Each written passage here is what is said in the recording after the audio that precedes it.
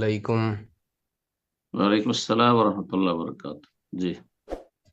আচ্ছা শায়েক, আমি যেখানে থাকি সেখানে বিস্কিটের ভিতরে প্রাণীজ চর্বি মিশানো হয়, বা রুটিতে এগুলো তো মানে চর্বি? প্রাণীজ চর্বি ব্যবহার। হুম হুম। কোন চর্বি। দেশে থাকেন? চর্বি? ভারতে। প্রাণীর চর্বি মানে কোন প্রাণীর? শুকুরের, কুকুরের, না গরুর, অজানা, ছাগলের?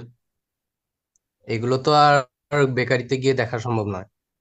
খাবেন না। চর্বিকে মানে সন্দেহ গলিয়ে যেখানে তেল বানিয়ে তারপর সন্দেহ আছে খাবেন না। আমাহাকা ফি ও, সাদরিকা ফাদাহু, নবী সাল্লাল্লাহু আলাইহি ওয়াসাল্লাম বলে, যেখানে সন্দেহ লাগে ছেড়ে দাও। আলাইকুম রহমতুল্লাহ।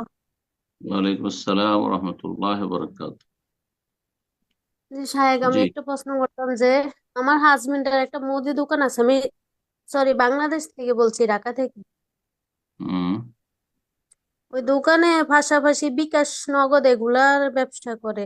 এখন এই ব্যবসাটা জায়েজ কিনা, এটা নিয়ে আমার একটু সন্দেহ। কিসের দোকান আছে? মুদি মুদি দুই মাল বেচে, পাশাপাশি মুদিখানার বিকাশে। দোকান। মুদিখানার দোকান বিকাশ করে?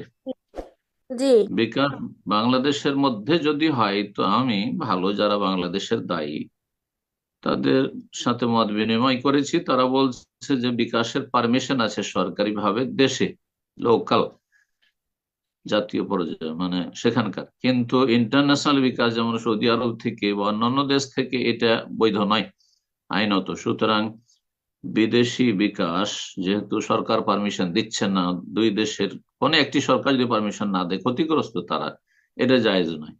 বাকি কথা হলো যে যদি দেশের মধ্যে হয় আর সরকারের পারমিশন থাকে তো অসুবিধা নেই, জায়েজ। আল্লাহ তাআলা আলাম।